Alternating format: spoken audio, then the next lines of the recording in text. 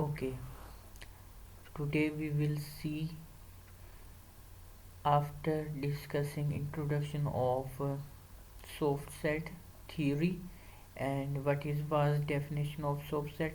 Now today we will discuss what is definition of soft subset और soft equal.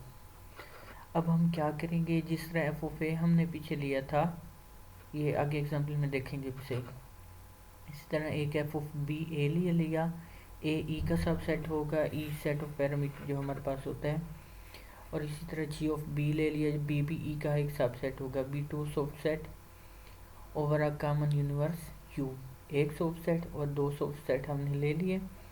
अब F of A is a soft sub set of soft set G of B denoted by F of A. Soft subset है किसका, जी of B का. कब होगा, if ए जो हमने लिया था वो सबसेट हो बी का, और for all E belongs to A, F of E and G of E are identical approximations. अब इसका मतलब हमारे पास क्या है कि अगर ई वन ए से बिलोंग करता है तो एफ ऑफ ई वन का जो जवाब है जी ऑफ ई वन का जवाब भी क्या हो, सेम हो. अगर ई टू ए से बिलोंग करता है तो ई टू पे एफ की जो मैपिंग आ रही है वही जी ई टू पे जी की मैपिंग भी हो, तो इसको क्या बोलेंगे, सॉफ्ट सबसेट बोलेंगे. अब सॉफ्ट इक्वल का क्या मतलब है कि अगर हमारे पास F of A soft subset है जी ऑफ बी का, और G of B soft subset है एफ ऑफ ए का, तो हमारे पास क्या होगा, एफ ऑफ ए किसके इक्वल हो जाएगा, जी ऑफ बी के इक्वल हो जाएगा. अब देखें, ये जो डेफिनेशन थी ये हमारे पास क्लियर नहीं थी. इसमें एक पॉइंट ये था कि एफ ऑफ ए इसका भी और इसका इमेज हर सूरत में लाजमी सेम तो नहीं होते ना, तो इसलिए उसने इसी डेफिनेशन को नीचे आके रीडिफाइन किया. उसने क्या रीडिफाइन किया, सारी डेफिनेशन वही होगी, लेकिन for all E belongs to A, F of E subset किसका होगा, जी ऑफ ई का. पहले हमने बोला था कि वो आइडेंटिकल हों, लेकिन ऐसे नहीं होगा. ए सबसेट अगर बी का है तो एफ ऑफ ई भी सबसेट क्या होगा, जी ऑफ ई का होगा. इसको आगे जाके हम एग्जांपल से देखते हैं कि हमारे पास ये क्या होगा. तो आगे हम इसकी एक एग्जांपल को डिस्कस करते हैं कि ये अगर मैं यू लेता हूँ, यूनिवर्स सेट है यू वन से यू सिक्स पे, हमारे पास ई सेट ऑफ पैरामीटर लिया है, ए एक हमारे पास सबसेट है ई का, इसमें ये एलिमेंट आ गया. इसी तरह बी भी ई का एक सबसेट लिया, उसमें ये एलिमेंट आ गया.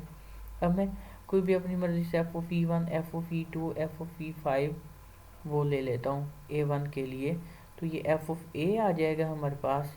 इसी तरह जो मेरे पास है जी ऑफ जो मेरे पास क्या है, ये इसको अब देखिए, ये उसने एफ ऑफ ए लिया है और ये जी ऑफ क्या लिया है, बी. तो ये पहले वाला हमारे पास क्या है, एफ ऑफ ए है, और दूसरा हमारे पास क्या है, एफ ऑफ बी है. अच्छा, ये जो है एफ ऑफ बी है हमारे पास. अब इतना उसने डिफाइन कर लिया, एफ ऑफ ई वन जी, ये हमारे पास आ गया. अब ये सबसेट कब होगा, जब ए सबसेट हो बी का. देखिए ये ए है और ये हमने बी लिया, ए बी का सबसेट. पहली कंडीशन सेटिस्फाई हो गई, और दूसरी कंडीशन हमारे पास देखें, एफ ऑफ ई जो सबसेट है वो किसका है, जी ऑफ ई. क्या मतलब, ये देखें ई वन है ना, तो ये हमारे पास इसका सबसेट आ रहा है. ये जो एफ ऑफ ई टू है वो सबसेट किसका है, जी ऑफ ई टू का. इसी तरह एफ ऑफ ई फाइव जो है, इस चीज़ को देखें, इसको और इसको, वो इसका सबसेट आ रहा है. इसका मतलब जो ये हमारे पास डेफिनेशन थी एफ ऑफ ए और जी ऑफ बी आपस में क्या हो गया, सबसेट. अब ये इक्वल वाली जो दूसरी कंडीशन हमारे पास थी वो क्या थी कि अगर ये एफ ऑफ ए जो है जी ऑफ बी का सबसेट है, इसी तरह जी ऑफ बी भी सबसेट हो एफ ऑफ ए का, तो हमारे पास वो आपस में इक्वल होंगे. लेकिन जी ऑफ बी जो है एफ ऑफ ए का सबसेट नहीं है, क्योंकि इसी एलिमेंट को देख लें, ये इसमें इस तरह की प्रॉपर्टी ये नहीं होल्ड करती. अच्छा, इसमें एक और इम्पोर्टेंट चीज़ देख लेनी है कि जो हम पहले सिंपली लेते थे कि सबसेट, वो वाला इसमें ये वो वाली डेफिनेशन होल्ड नहीं करेगी कि मतलब इसका हर एलिमेंट उसमें हो.